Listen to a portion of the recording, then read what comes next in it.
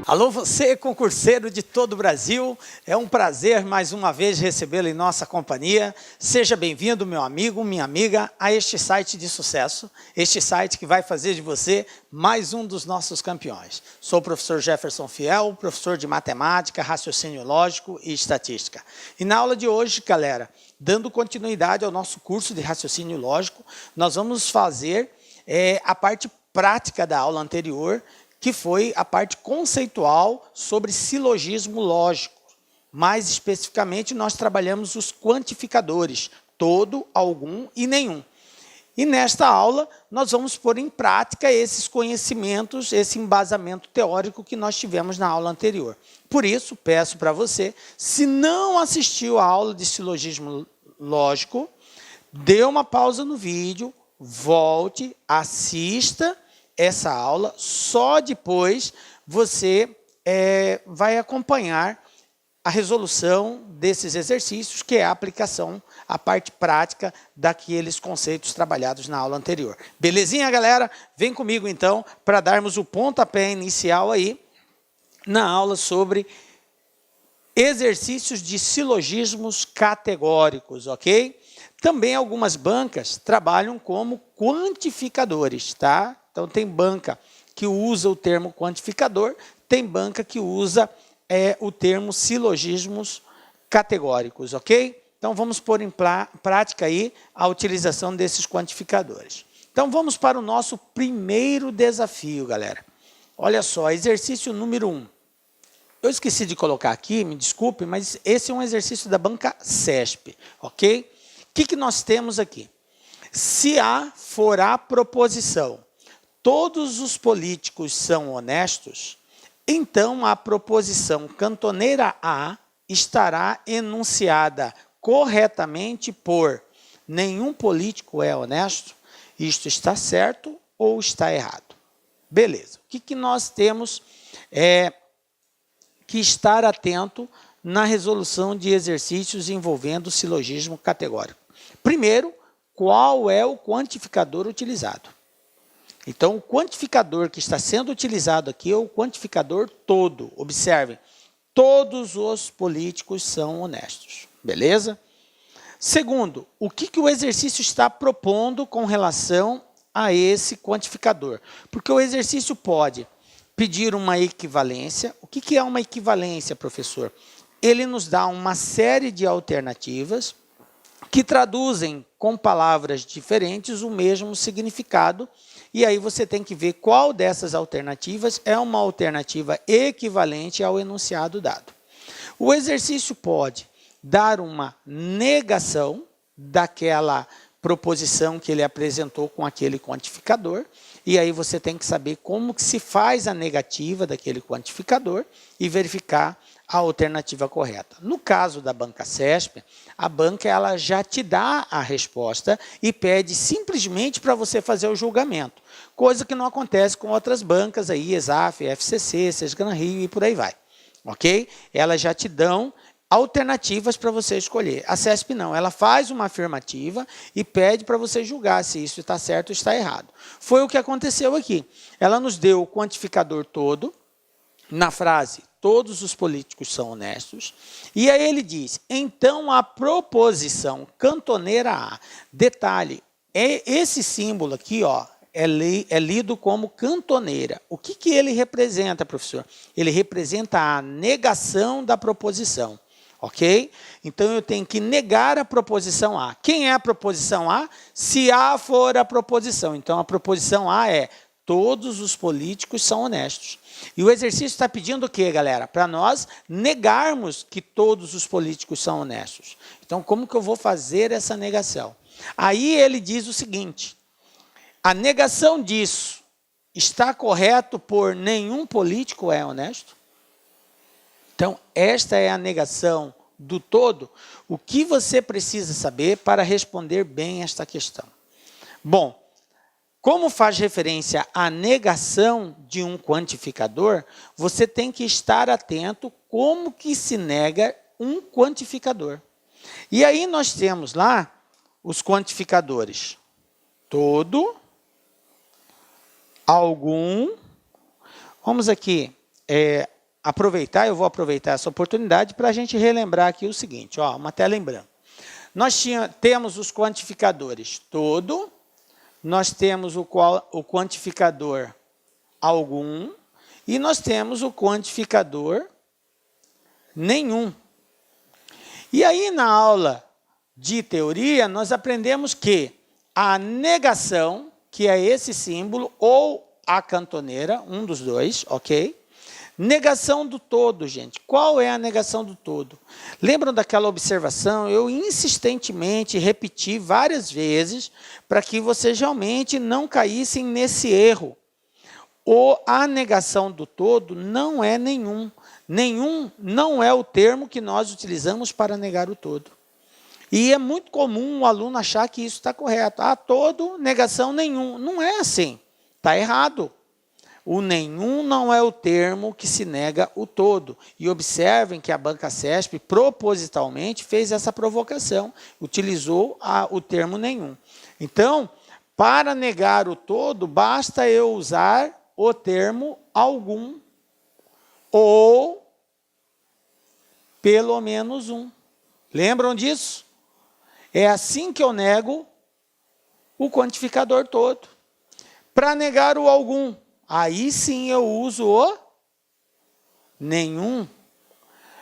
Para negar o nenhum, aí eu uso algum ou pelo menos um, tá? Ou pelo menos um, ok? Então, a negação dos quantificadores acontece dessa forma. Então, repetindo, relembrando aí, o todo é algum ou pelo menos um, o algum é nenhum e o nenhum é algum ou pelo menos um também que se faz a negação. Beleza? Bom, agora que nós relembramos esses conceitos, fica mais fácil para nós respondermos então. Então, repito, nenhum não é a negação do quantificador todo. Então, voltando aqui, como ele está dizendo que nenhum político é honesto, e ele está dizendo que isso é uma negação, isso aqui está errado. Belezinha? Simples assim, basta você estar inteirado da parte conceitual que você consegue resolver com muita tranquilidade. Belezinha? Então vamos para o nosso segundo desafio. Bom, galera, veja bem, eu quero chamar a sua atenção para o seguinte. Nós estamos num momento de aplicação prática de tudo aquilo que nós aprendemos na aula anterior. Então, o que eu vou pedir para você? Assim que eu terminar de fazer a leitura do exercício, você dá uma pausa e tenta resolver o exercício antes de mim. Ok? Dê uma pausa, tenta você encontrar a resposta, você encontrar a solução.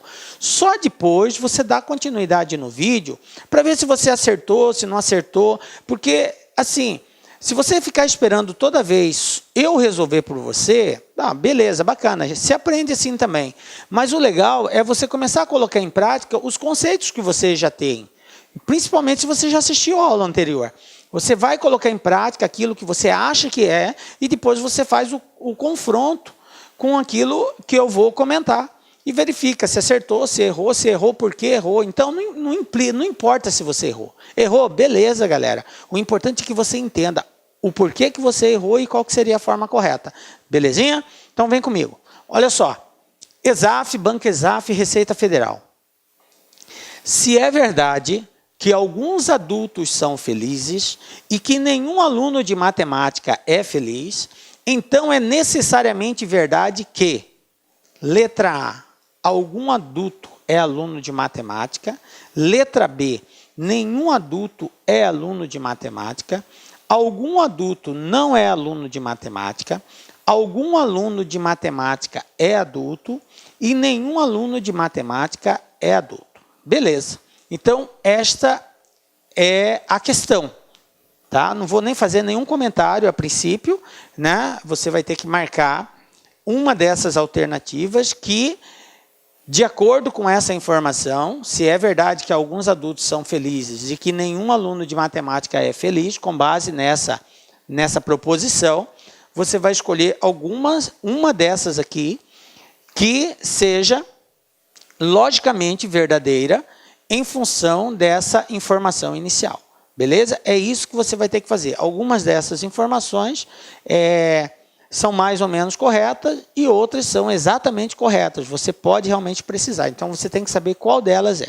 Beleza? Boa sorte aí. Dá uma pausa no vídeo, tenta fazer o exercício. Na sequência, acompanha a solução que nós vamos dar. Beleza? Bom, então vamos lá, galera.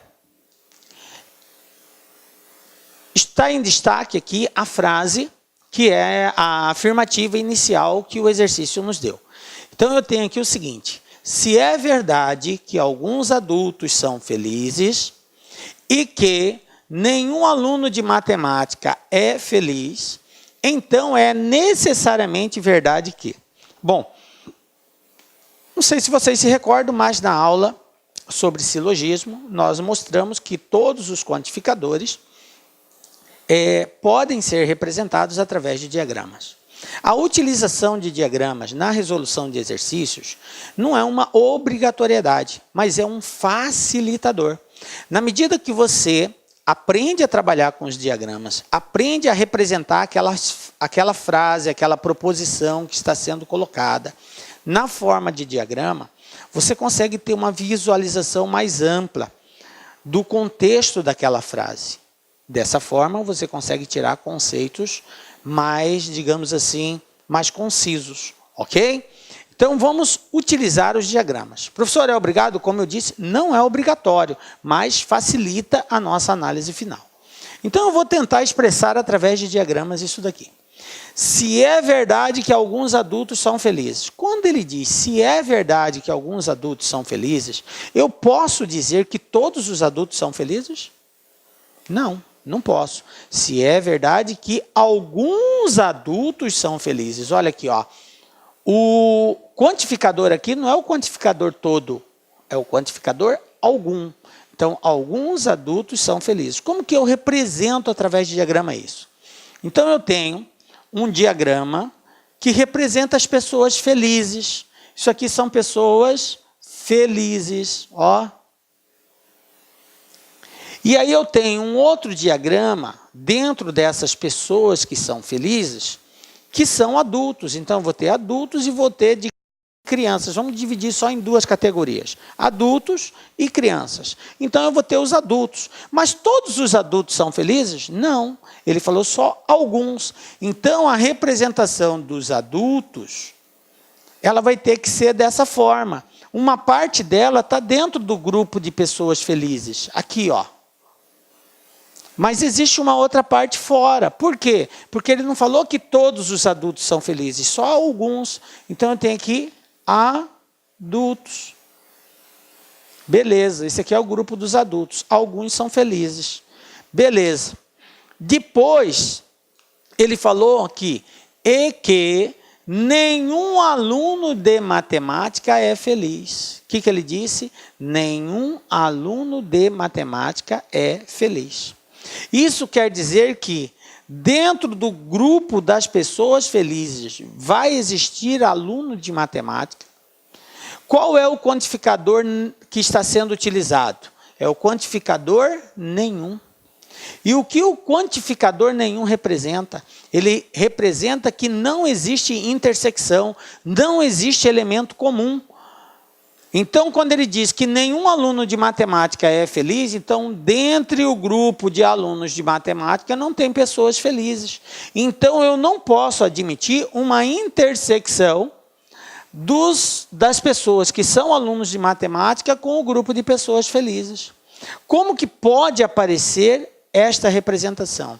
Ela poderia estar aqui fora, alunos de matemática, ó, alunos de matemática, poderia estar aqui fora e não ter intersecção com as pessoas felizes e nem ter intersecção com as pessoas adultas, mas ela pode estar aqui também, ó.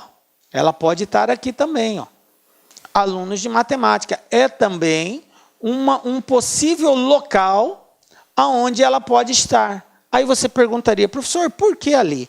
Porque o exercício, a frase não diz que aluno de matemática não pode ser adulto. Ele não diz. Então, uma coisa a gente tem que aprender na hora de fazer análise lógica. Aquilo que causa dúvida não pode ser considerado uma verdade absoluta. Dentro da lógica, não pode ter dúvida. Então, qual vai ser sempre a alternativa correta? É aquela alternativa que, sem sombra de dúvida, expressa uma verdade. Aquilo que causa dúvida, pode ser isso, mas também pode ser aquilo, então gerou dúvida. Se gerou dúvida, não é uma verdade absoluta. Se não é uma verdade absoluta dentro da lógica, não pode ser admitido como verdadeira essa questão. Não existe mais ou menos certa dentro da lógica. É aquilo que é exatamente indiscutível. Isso aqui é um fato e eu posso contestar isso e posso comprovar. Essa é uma certeza absoluta. Agora, isso ou aquilo pode ou não pode ser. Então, logicamente, não é correto. Então, você tem que estar atento a isso daí. Porque a gente está dizendo isso, que a gente costuma receber e-mails de alunos que chegam e falam para nós, professor, mas essa questão também poderia ser a letra B, ou poderia ser a C, ou a E. Veja bem, aluno, só é verdade absoluta, tá? Aquela questão, aquele item que não causa dúvida. Não tem dúvida nenhuma sobre ele. Aquilo ali é admissível. Então, isso é verdadeiro. Gerou dúvida, descarta. Beleza? Então, eu não posso dizer, de acordo com o que está escrito, que não existe aluno de matemática que seja adulto. A única coisa que eu posso dizer é que não existe aluno de matemática que é feliz. Então, não posso representar, através de diagrama, uma intersecção entre alunos de matemática e pessoas felizes. Isso não vai existir, de acordo com o texto. Mas ele pode ser fora e não ser adulto, como ele pode ser não ser feliz, mas ter pessoas adultas aqui também. De repente, pode até ser todos os adultos, né? Mas eu não posso também dizer que é isso, porque eu não encontro sustentação na frase. Então, vamos julgar agora cada um desses itens de acordo com essa análise. Letra A. Algum adulto é aluno de matemática? Veja bem, nós temos aqui a seguinte situação. Se eu analisar por esse diagrama que eu coloquei aqui, eu posso dizer que algum adulto é aluno de matemática, porque existe aqui, eu criei uma hipótese de intersecção entre alunos de matemática e adultos. Isso é uma hipótese. Mas pode ser também que eu tenha essa outra situação, e aquela não seja verdadeira e essa seja verdadeira. E aí, nesse caso, eu tenho alunos de matemática que não são adultos, todos eles. Professor, mas o senhor não sabe se é assim, mas eu também não sei se é daquele jeito. Isso aqui são situações que podem ser. Então, pode ser assim? Pode. Pode ser assim? Pode também. Então, resta dúvida. Ele admite mais de uma verdade. Então, isso pode ser logicamente verdadeiro? Não. Então, a letra A está descartada. Descartada a letra A. Vamos para a letra B. Nenhum adulto é aluno de matemática pela mesma razão anterior. Eu não posso dizer que nenhum adulto é aluno de matemática. Se eu fosse analisar esse diagrama como verdadeiro, essa letra B encontraria consistência. Ela seria verdadeira, se o diagrama verdadeiro fosse esse, mas eu não tenho certeza. Isso aqui é só uma hipótese. Pode ser assim ou pode ser assim. Então, dizer que nenhum adulto é aluno de matemática não é logicamente verdadeiro. Porque essa situação ela pode ser admitida e eu posso ter adulto como aluno de matemática. Então, resta dúvida? Resta. Então, não é uma verdade absoluta. Letra B está descartada. Então, vamos para a letra C.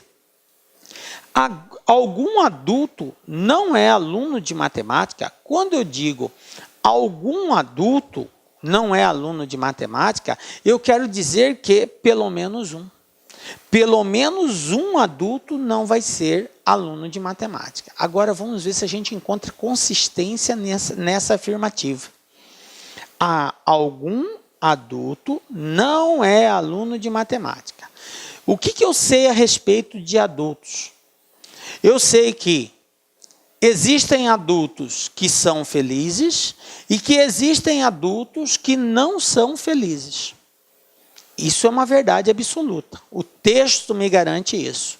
Alguns adultos são felizes. Se alguns são, é porque existem outros que não são. Então, eu tenho essa situação aqui com relação aos adultos. Beleza. Como ele diz que nenhum aluno de matemática é feliz, isso quer dizer que esse grupo de adultos felizes não pode, em nenhuma hipótese, ser aluno de matemática. Por quê? Porque ele disse que nenhum aluno de matemática é feliz. Se nenhum aluno de matemática é feliz e eu tenho adultos que são felizes, esses adultos que são felizes não podem ser alunos de matemática, porque nenhum aluno de matemática é feliz.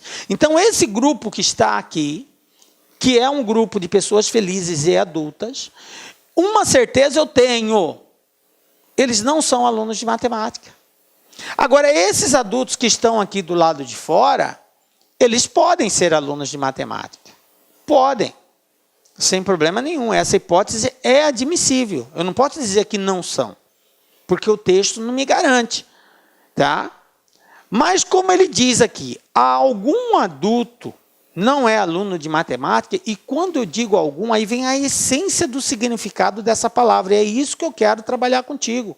Quando o texto diz algum, ele quer dizer pelo menos um. Então, vai existir pelo menos um adulto que não é aluno de matemática? Sim, aquele adulto que é feliz. E quando ele diz que alguns adultos são felizes, é porque eu tenho pelo menos um feliz.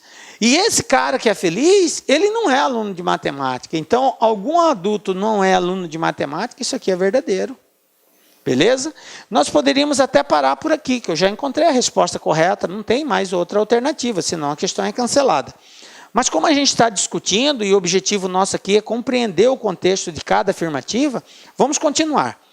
Algum aluno de matemática é adulto?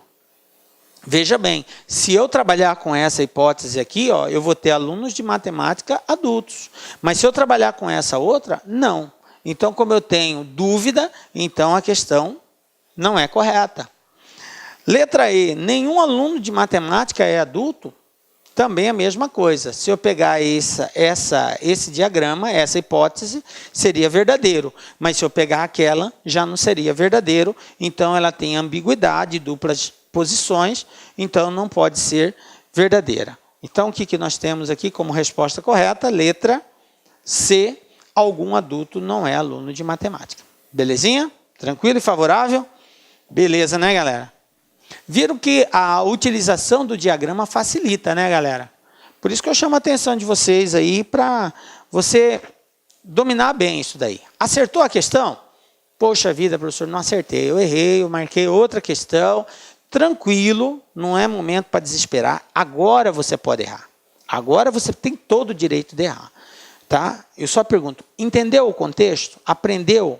Viu? Tranquilo, valeu a pena então. Vamos para frente. Tá? Terceiro desafio nosso, Banco-Exaf e Receita Federal também.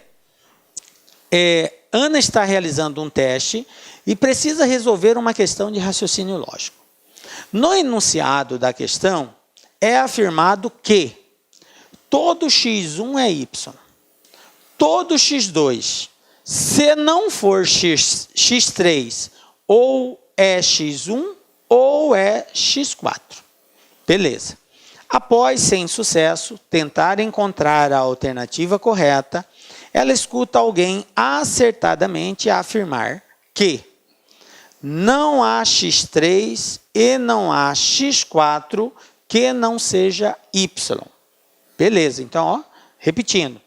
Todo x1 é y, todo x2, se não for x3, ou é x1 ou é x4.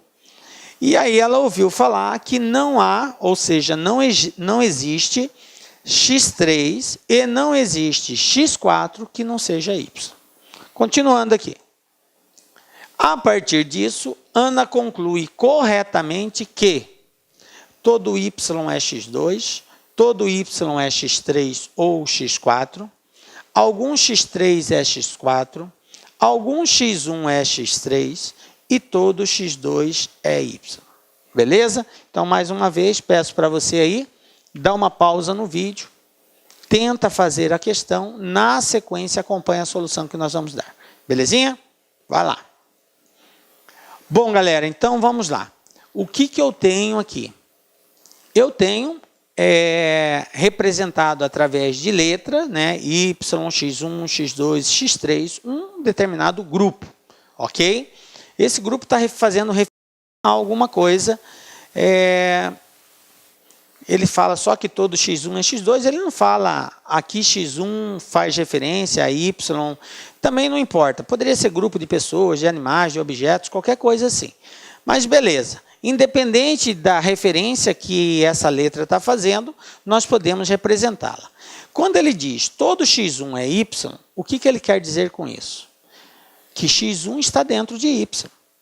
Tudo que for do grupo do X1 é também grupo do Y. Beleza.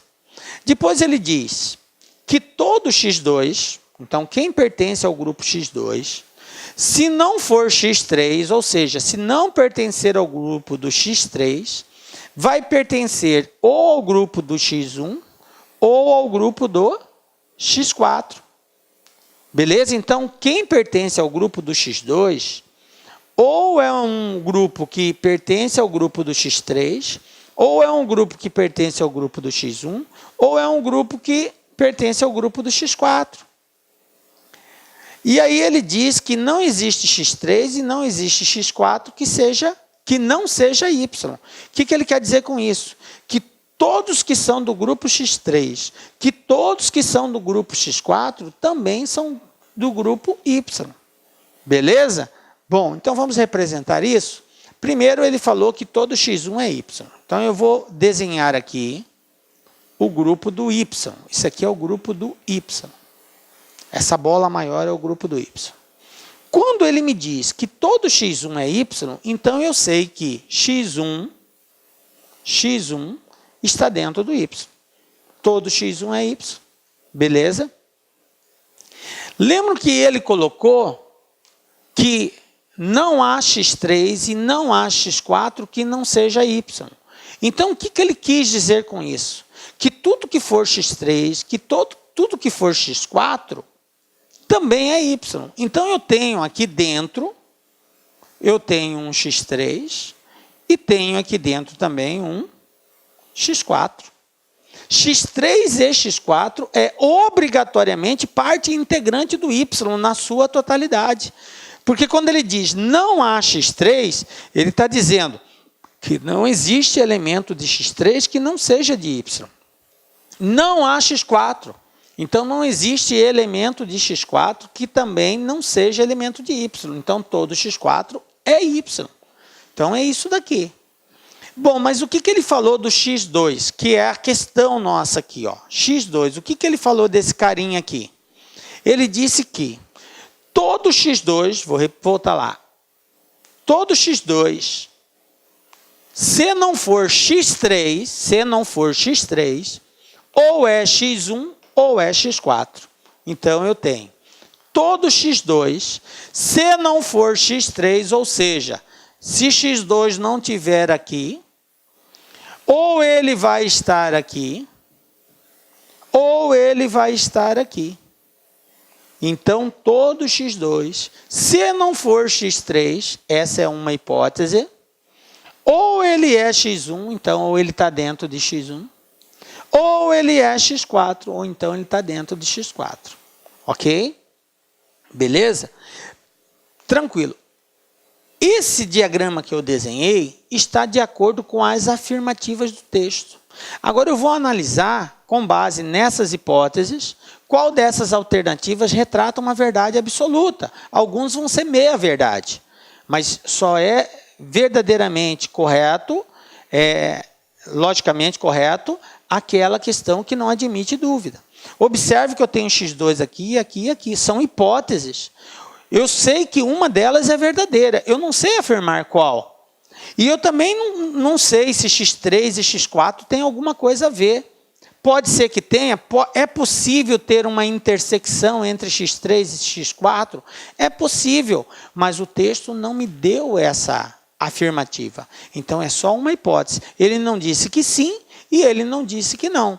Então, tem dúvida. Pode ser? Pode, mas pode não ser também. A mesma relação entre X1 e X3. Não existe uma relação no texto que diz que ele tem alguma coisa em comum. Pode ser que sim, pode ser que não. Beleza? Então vamos lá. Todo y é x2. Posso dizer que isso é verdadeiro? Não. Porque quando eu digo que todo y é x2, eu estou dizendo que y está dentro de x2. E isso não é uma verdade. Pelo texto, x2 deve estar dentro do y, porque ele está dentro de um desses caras aqui, x1, x3 ou x4. E esses caras estão dentro do y, então não é o contrário. Primeira questão está fora.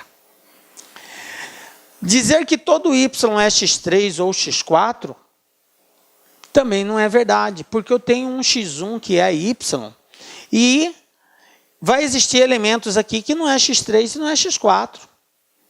É uma hipótese. Aí você pode dizer, professor, mas x1 pode estar dentro de x3. Pode. X1 pode estar dentro de x4? Pode. Mas o texto diz isso? Ele afirma de forma categórica isso? Não afirma. Então, é dúvida. Se é dúvida, eu não posso dizer isso. Depois ele diz que algum x3 é x4. Dizer que algum x3 é x4 é admitir uma intersecção entre x3 e x4. Eu teria que ter uma ligação entre eles aqui. Eles teriam que fazer isso, ó. Teria que ter um ponto em comum, x3 e x4, coisa que o texto não me deu. O texto não disse que algum x3 é x4. Ele não disse isso, então eu não posso admitir. Tá? Ele falou que todo x3 é y, que todo x4 é y. Mas eu não sei até que ponto esse ser y implica em igualdade de elementos aqui. Porque o y pode ser grande. Professor, eu não entendo isso. Vamos supor que eu tenho um conjunto y assim, ó. 1, 2, 3, 4, 5, 6, 7, 8. Beleza. Aí eu tenho um grupo x1. 1 e 2. Tem um grupo x2. 2. Tem um grupo x3. 3, 4 e 5. Tem um grupo x4. 7. Pronto. Isso aqui é um exemplo de conjuntos que satisfaz aquilo que o exercício colocou. Observe que eu tenho um conjunto y, que é um conjunto maior. Dentro dele eu tenho um conjunto x1, que é o 1 e o 2. Tem um grupo x2, que é o 2. Tem um grupo x3, 3, 4 e 5. E tem um grupo x4, 7. Observe que x4 não tem nenhum elemento comum com x3. Poderia ter? Poderia. Mas poderia não ter também. E fazer parte do y. E observe que x2 está dentro do x1, porque ele falou que x2 ou é x1, ou é x4, ou é x3. Ou seja, ele deve estar dentro de um deles. Então, está aqui uma situação, só para você compreender o contexto. Né? Então, dizer que algum x3 é x4 não é algo logicamente correto, porque eu posso ter x3 e não posso ter dentro do grupo do x3 nenhum elemento que apareça no x4, obrigatoriamente. Então, também é uma questão eliminada. Algum x1 é x3 pela mesma razão da letra C, também não pode ser admitida como verdade. Agora, dizer que todo x2 é y, isso sim é uma verdade absoluta. Por quê? Porque eu disse que todo x1 é y, eu disse que todo x3 é y, eu disse que todo x4 é y. E eu disse também que x2 ou é x1, ou é x3, ou é x4. Ou seja, ou ele está dentro de x1, ou está dentro de x3, ou está dentro de x4. Então, obrigatoriamente, como x1, x3 e x4 estão dentro de y, obrigatoriamente x2 também vai estar dentro. Então, todo x2 é y, isso sim é correto. Por isso, a resposta correta, letra I. Belezinha? Tranquilo e favorável? Beleza, galera. Viu como a confecção de diagramas facilita, né, galera? É muito importante você começar a desenvolver bem essa análise, que aí fica fácil de você encontrar as respostas aí. Acertou? Parabéns, galera. Então, vamos para o próximo desafio. O que eu tenho aqui? UniUV, técnico em processamento de dados, Dada a proposição, todos os jogos são competitivos, admitindo-a como verdadeira, analisar as inferências da verdade ou falsidade das seguintes proposições. Aí eu tenho aqui o seguinte: alguns jogos são competitivos, nenhum jogo é competitivo. Terceiro, alguns jogos não são competitivos. Agora, essas foram as inferências de verdade ou falsidade e eu vou ter que julgar qual delas é verdadeira ou qual é falsa, de acordo com o que os itens apresentam. Então, no item A primeira e a segunda são verdadeiras, eu tenho que analisar e ver se isso é ou não correto. Apenas a segunda é falsa, apenas a primeira é verdadeira, apenas a terceira é verdadeira, a primeira e a terceira são verdadeiras. Ok? Então, vamos lá, de acordo com a frase inicial, vamos julgar esses 3 itens aqui. Belezinha? Dá uma pausa no vídeo, tenta fazer. Na sequência, acompanha a solução que nós vamos dar aí. Vamos lá, galera. O que eu tenho aqui? Ó? A frase é essa. Todos os jogos são competitivos. Eu tenho uma frase usando qual quantificador? Primeira coisa que eu analiso. Quantificador todo. Quando eu uso quantificador todo, o que eu quero expressar com isso?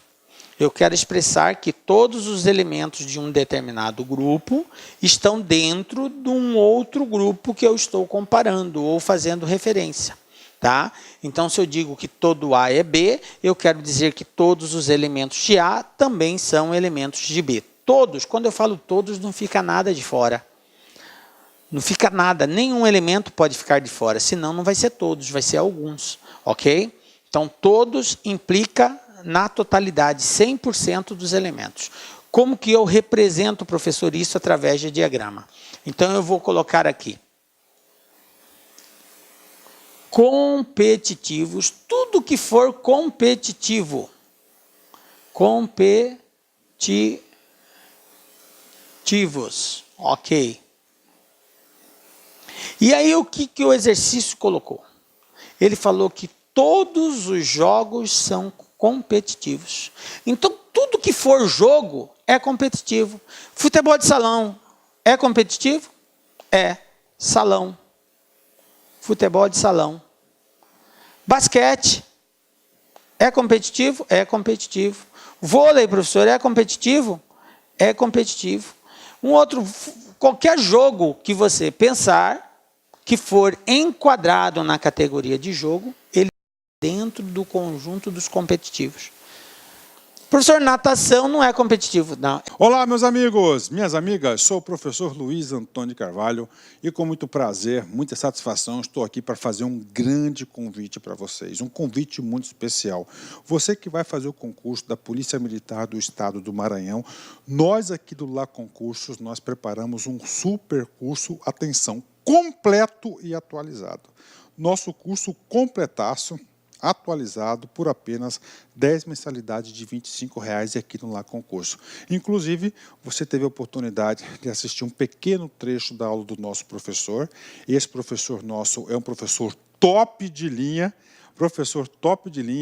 e eu convido vocês aí a se matricularem no curso do Lá Concursos, que eu tenho certeza que não vai se arrepender. Tá certo, meus amigos? Ah, já ia esquecendo. Se você quer esse material de apoio que o professor acabou de utilizar, clique aqui embaixo, tem um link que vai direcionar para o nosso site e lá você vai fazer um pequeno cadastro, você pode fazer o download gratuitamente. Mas eu espero vocês aqui no Lá Concursos. Esse curso tem cláusula de garantia, você pode se matricular sem medo de ser feliz durante 5 dias. Se não gostou, você pode assistir quantas aulas quiser, baixar PDF, não gostou, encaminha um e-mail para a gente lá, nossa central de atendimento, que a gente vai fazer o cancelamento da sua matrícula na maior brevidade possível. Tá certo, meus amigos? Forte abraço, fique com Deus, espero vocês aqui no LAC. Fui, tchau. Clique LAC.